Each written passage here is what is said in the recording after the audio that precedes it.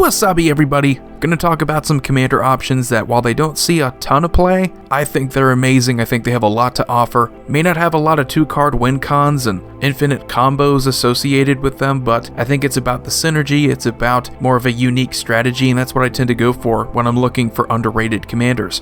So the first one to talk about here is Kaga the Tide Star. Now I love all these dragon spirits from Kamigawa because they offer something for spirit decks, they offer something for dragon decks, they offer something for aristocrat decks, a little bit of everything. And they're going to age incredibly well for the future of this format. Kaga's unusual because blue doesn't really do aristocrats. So while it has seen some play in dragon decks, overall it just hasn't really seen a ton of play in the aristocrat decks that you would expect to see it in. Because again, that's not really something that blue does well. But Kaga's ability, whenever it dies, you gain control of target creature. So that right there might not be a big deal at first, until you realize that the rule has changed. When a commander goes to the command zone after being destroyed, it technically dies now. So you can take advantage of that ability without having your Kaga sent to the graveyard. So that right there wouldn't be a big deal if that's all the commander was really good for. It's just something fun to point out. The reason why this is an underrated commander option is because we have a ton of copy spells. We have a ton of instant sorceries, creatures that can copy your Kaga, and while the legendary rule will apply, that's the whole point. You want to sacrifice your copies of your Kaga so that you can then take control of more creatures.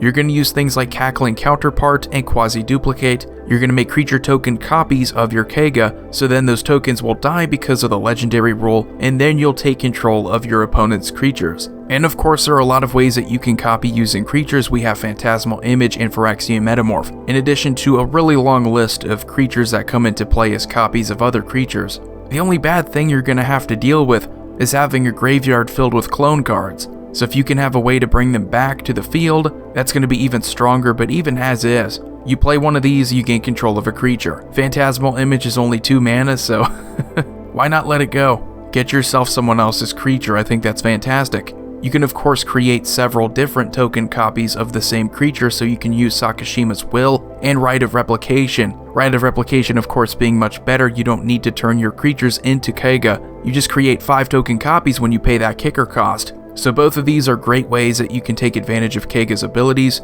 and then just take control of just about all of your opponent's creatures, or at least just the good ones.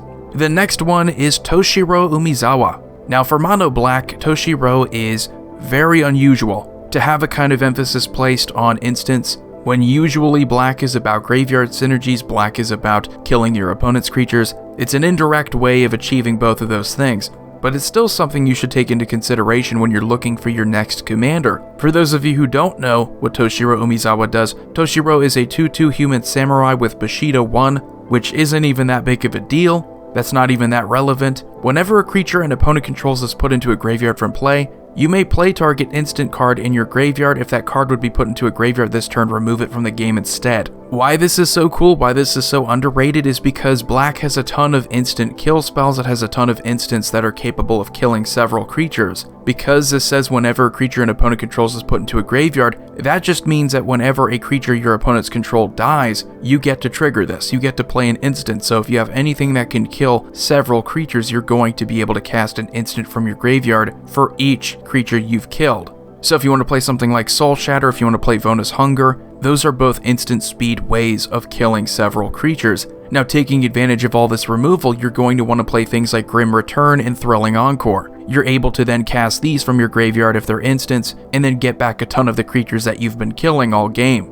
Black doesn't even stop there. If we're just talking about ridiculous instants, we have Vampiric Tutor and Dark Ritual. You can make a deck with just good, solid, all-around black instants, because we have some for just about everything you would ever need. You get mana ramp, you get removal, you get card draw, you get tutoring, you even get graveyard recursion. If there's a weakness to this commander is that I don't really think there is a consistent win con with instants, so you're going to have to fall back on something like a big X cost spell, like a Torment of Hailfire. That being said, you still have a fun spell slinger strategy here in mono black, which is very unusual. And then we have Temet, Vizier of Nakhtamon.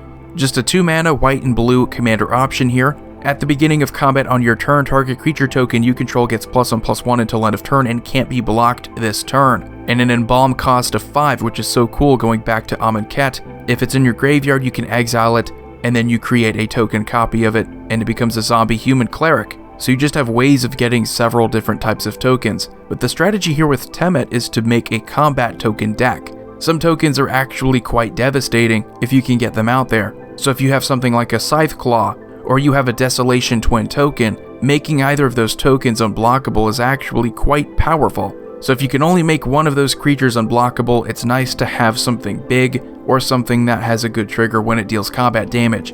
And the deck doesn't even have to be super complicated, you can just make token copies of other creatures. Very similar to Kaga, you want to fill your deck with spells that can make token copies of any creature on the battlefield.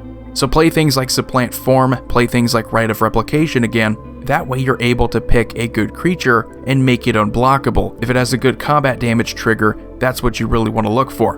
And of course, if you're playing white, you have access to token support like Anointed Procession and Song of the World Soul. So you can create more of your creature tokens, you can create more of a specific creature token. Let's say you want more of those Desolation Twin tokens, you get more of those. Overall, I think this is a pretty good commander option because not only do you get a cheap, easy to replay commander option for combat strategies, but you get one that justifies playing a white and blue token deck. And then next we have Glissa the Trader. I would say probably the least underrated of these commanders. I think Glissa does kind of stand out to the point where people immediately take notice of a first strike death touch creature that can get you artifacts back from your graveyard. And to have it in black and green is especially unique. We don't see a lot of artifact strategies in these colors. So Glissa is fantastic because you have a couple different things you can fool around with. Obviously you have the artifact strategy, but the fact that she's first strike and death touch means that you can tie that in pretty easily with some combos. There are some combos that you can pull off where you can end up killing off all of your opponent's creatures, getting back all your artifacts from your graveyard in the process, and it's all because of that death touch. But we have things like Viridian Longbow and Thornbite Staff. The Thornbite Staff is something you can actually combo with, and in the process you can get other artifacts back from your graveyard. So both of these I think are fantastic because they not only will take advantage of our commander's death touch, but they will also trigger our commander and get us back whatever we want from our graveyard if it's an artifact. And because you're able to bring things back from your graveyard to your hand, why not take advantage of some of the most busted artifacts ever made? One that's really on my mind is Mindslaver. Mindslaver is ridiculously powerful, especially if you can get it back. Paying 4 mana to tap it and sacrifice it doesn't exile itself, so you can keep replaying it and keep punishing the same opponents, keep killing off their creatures, and keep getting it back. The same is true of some very good artifact removal like Nevinyrral's Disc in Oblivion Stone. While it might wipe out your board in the process, you're also playing a deck that can take advantage of those triggers and get you back pretty much all of the artifacts that you lost. And the win cons are actually pretty cool too. Since you're playing an artifact deck that focuses on killing creatures, why not play Revel in Riches? So each time an opponent's creature dies, you get a treasure token and you could win on your upkeep if you have 10 or more of those treasure tokens. And then the last commander option here I have for you today is Vela the Nightclad. Vela the Nightclad might go down as the most underrated commander option ever because you have so much that you can synergize here and I just don't see it that much. It was in the Wizard pre-con deck from 2017, but I don't think anybody cared about Vela then. What you have here is a perfect commander option if you want to deal combat damage easily. For a while, Vela was actually a decent commander option if you wanted to play ninjas, because what's better than playing a ninja deck where you can make your creatures unblockable by giving them Intimidate? She also has Intimidate too, so you can easily deal commander damage, and whenever she or another creature you control leaves the battlefield, each opponent loses a life, so you have combo potential there. It's just not a lot of people have decided to choose Vela for some reason.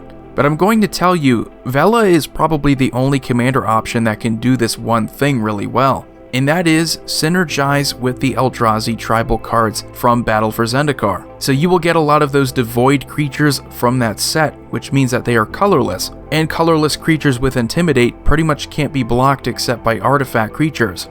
So you can pretty much swing in and deal damage to everybody. You also have the ingest triggers from that same set, so you can also fool around with exiling synergies. But this whole deck, this whole strategy with Eldrazi's is just designed to overwhelm your opponents with a force that they cannot really stop in combat. So it's just a very unique strategy that you can go with. It's not really what most people would expect when playing this type of commander. You are going to expect the ninjas, you're going to expect the rogues, the sneaky rogues that want to attack and deal combat damage, but you're not going to expect Eldrazi's, which can attack pretty much uncontested. And even if you're not going with that strategy, Vela also has that good trigger whenever a creature leaves the battlefield each opponent loses a life. So you can take advantage of token strategies if that's what you want to do. Vela the Nightclad is an aristocrat commander option as well, so take that into account. If you have death triggers, if you have several tokens, kill them off, have each opponent lose a life for each creature that's dying. You can also play blink, so it doesn't have to be death.